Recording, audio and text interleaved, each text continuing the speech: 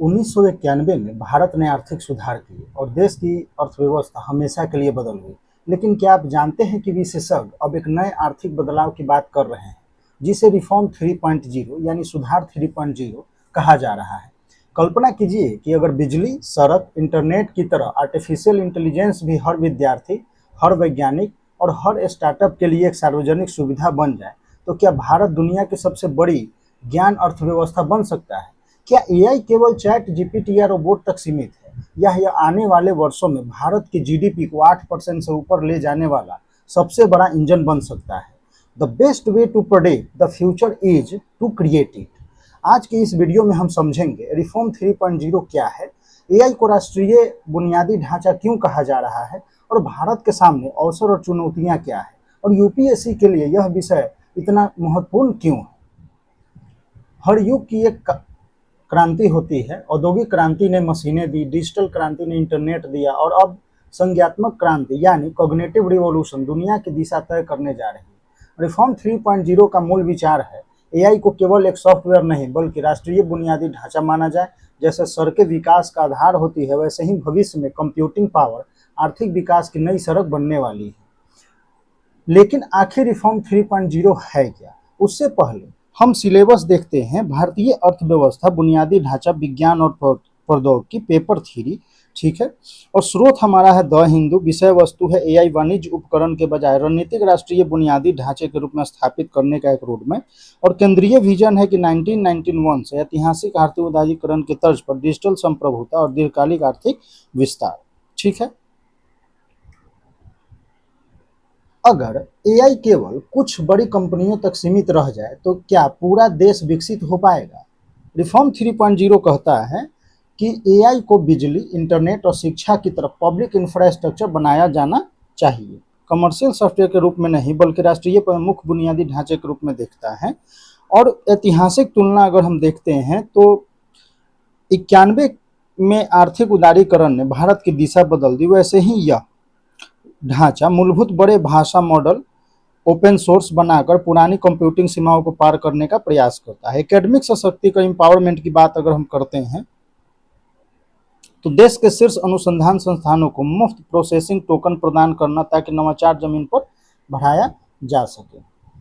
अब इसका उद्देश्य क्या है? Open source large language model, research institute को फ्री एआई टोकन और इनोवेशन को लोकतांत्रिक बनाना। जैसे कि 1991 में आर्थिक उदारीकरण ने बाजार खोला, वैसे ही रिफॉर्म 3.0 नॉलेज इकोनॉमी के द्वार खोलने की बात करता है। यानी ज्ञान ही भविष्य की सबसे बड़ी पूंजी है। अब क्या आप जानते हैं कि भारत आर&डी पर कितना खर्च करता है? तो आर&डी एंड सब्सिडी का तुलनात्मक हम विश्लेषण करेंगे तो अपने जीडीपी का सिर्फ 0.65% अनुसंधान आर&डी पे खर्च करता है, ठीक है। अंतर्राष्ट्रीय तुलना की अगर हम बात करते हैं तो इजराइल हो गया आपका 5.4, दक्षिण कोरिया हो गया 4.9, अमेरिका हो गया 3.5, चाइना हो गया 2.4। तो अपने जीडीपी का ये लोग इतना करते हैं। तो संज्ञानात्मक कॉग्निटिव बजट की अगर हम बात करते हैं तो शीर्ष 100 विश्वविद्यालय प्रयोगशालाओं और 5000 हाई स्कूलों में मुफ्त एआई टोकन देने के लिए $2 अरब यानी जीडीपी का 0.06% की आवश्यकता है। यानी अब विशेषज्ञों का मानना है कि देश के विश्वविद्यालयों और वैज्ञानिकों को फ्री एआई कंप्यूटिंग मिले तो इनोवेशन कई गुने बढ़ सकते हैं, ठीक है। और दिलचस्प बात यह भी है कि जिस बजट की आवश्यकता है वह भारत की फूड सब्सिडी का केवल एक छोटा सा हिस्सा है। सवाल संसाधनों का नहीं है, प्राथमिकताओं का है। और यहीं पे सब्सिडी अगर हम देखते हैं तो कितना है, वार्षिक खाद्य सब्सिडी $49 अरब, और प्रस्तावित जो है $2 अरब का बजट है। उर्वरक सब्सिडी तो 1/10वां हिस्सा। हार्डवेयर के अधिकार की अगर हम बात करते हैं तो एनवीडिया वर्तमान में एआई प्रशिक्षण हार्डवेयर बाजार के 80% से अधिक हिस्से पर कब्जा रखती है, जिससे लागत बढ़ती है, ठीक है। अब क्या एआई भारत को 8% ग्रोथ जो है दिला सकता है? रिफॉर्म 3.0 का उत्तर है हाँ, यदि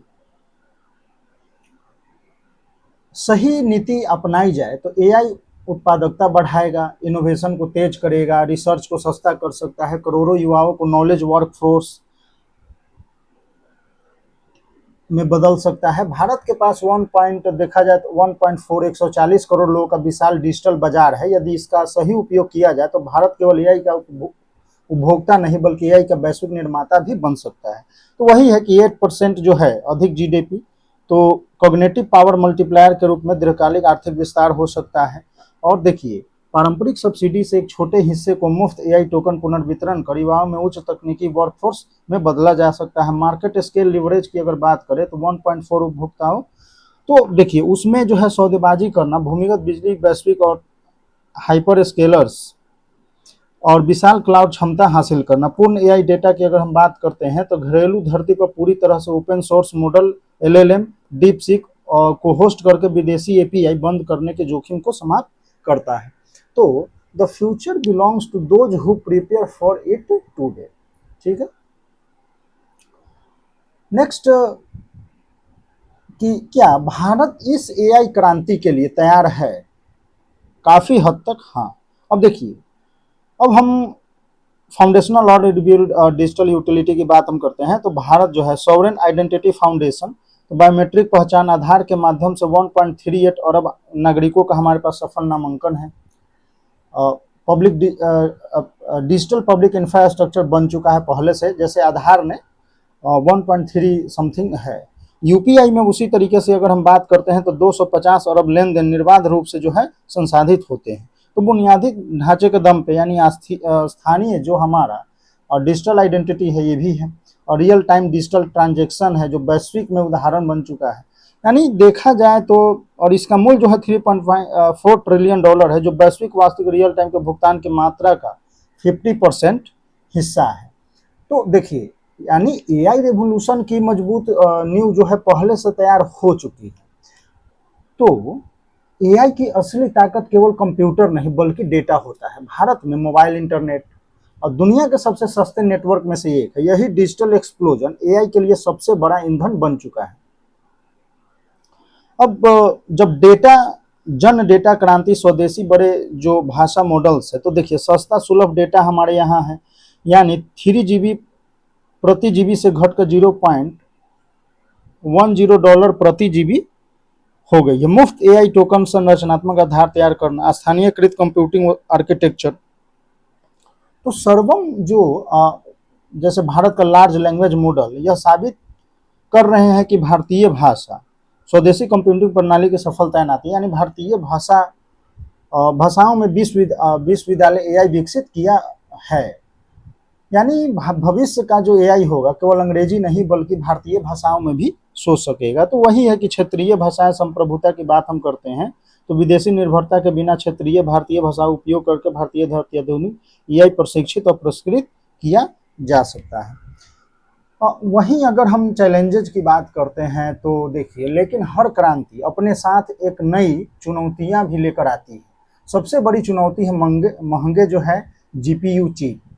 अब आज एआई हार्डवेयर मार्केट में एनवीडिया का दबदबा है। दूसरी चुनौती है डेटा सिक्योरिटी। तीसरी है अगर देखा जाए तो AI hallucination and cyber risk. चौथी है राजनीतिक इच्छा शक्ति, क्योंकि फिजिकल सब्सिडी और डिजिटल इन्वेस्टमेंट की ओर बढ़ना आसान निर्णय नहीं होगा, ये भी है।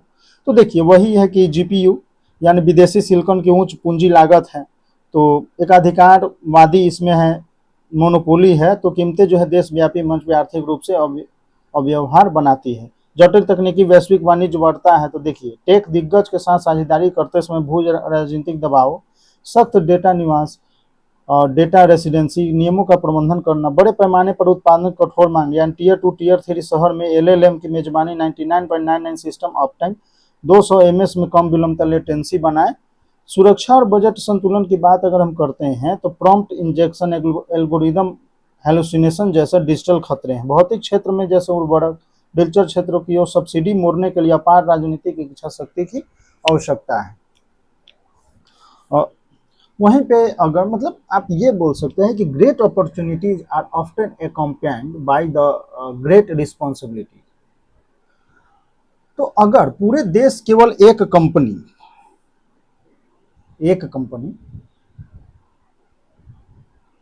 की तकनीक पर निर्भर हो जाए तो क्या यह सुरक्षित रहेगा?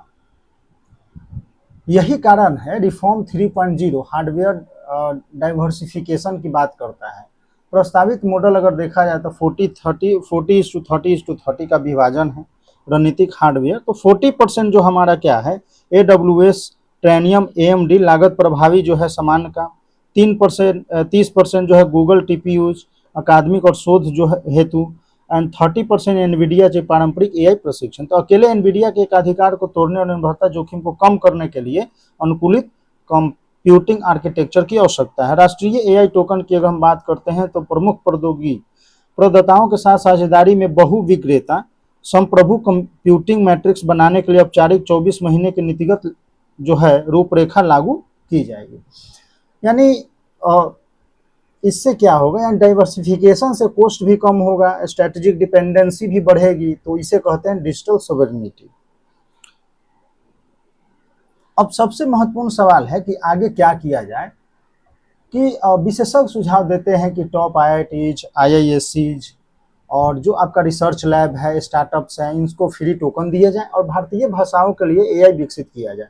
पेड इंटरप्राइजेज मॉडल से प्राप्त आय का उपयोग स्कूल्स हो गया, हॉस्पिटल्स हो गया, यूनिवर्सिटी हो गया, और इन सबको क्या है कि फ्री AI एक्सेस देने में किया जा सकता है। यही होगा कि इंक्लूसिव AI डेवलपमेंट। तो देखिए प्रारंभिक हम क्या कर सकते हैं, तो 500 तकनीकी जो है स्टार्टअप हो गया, IIT IISc हो गया, 22 जो है आधिकारिक भाषाओं के अनुकूल बुनियादी मॉडल बना, इंटरप्राइजेज स्तर पर क्रॉस सब्सिडी यानी पेड इंटरप्राइजेज स्थापित करना, जिसे राजस्व स्कूलों और चिकित्सा केंद्रों के लिए पूरी तरह मुफ्त पहुंच और वित्त पोषित किया जा सके। अब क्या भारत के लिए केवल एक तकनीक है?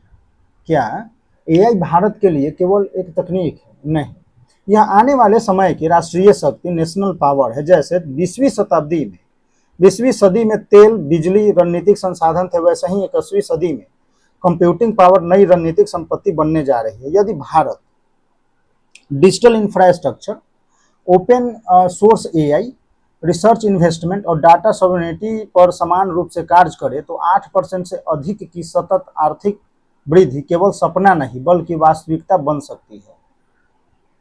तो भविष्य उन्हीं का होता है जो परिवर्तन का इंतजार नहीं करते बल्कि स्वयं परिवर्तन का नेतृत्व करते हैं। यानी कंप्यूटिंग शक्ति को केवल एक कॉर्पोरेट संपत्ति के बजाय अंतरिक्ष और परमाणु कार्यक्रमों की तरह एक रणनीतिक राष्ट्रीय संपत्ति माना जाना चाहिए।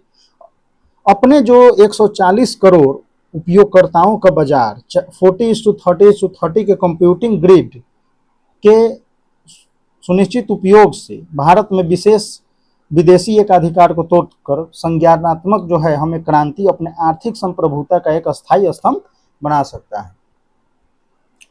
मेंस जो है आंसर राइटिंग के लिए क्वेश्चन है, इसको आप करेंगे। अगर आपको लगता है कि आने वाले वर्षों में AI केवल तकनीक नहीं बल्कि देशों की आर्थिक और रणनीतिक शक्ति का आधार बनने वाला है तो इस वीडियो को जरूर शेयर करें। UPSC economy, AI, science and tech, governance and current affairs की ऐसी गहन लेकिन आसान व्याख्या के लिए चैनल को सब्सक्राइब करें और बेल आइकन दबाना ना भूलें। 1991 ने भारत को वैश्विक अर्थव्यवस्था से जोड़ा था। रिफॉर्म 3.0 भारत को वैश्विक ज्ञान अर्थव्यवस्था का नेतृत्व करने का अवसर दे सकता है। मिलते हैं अगले वीडियो में एक और महत्वपूर्ण नीति समसामयिकी विषय के विश्लेषण के साथ। धन्यवाद।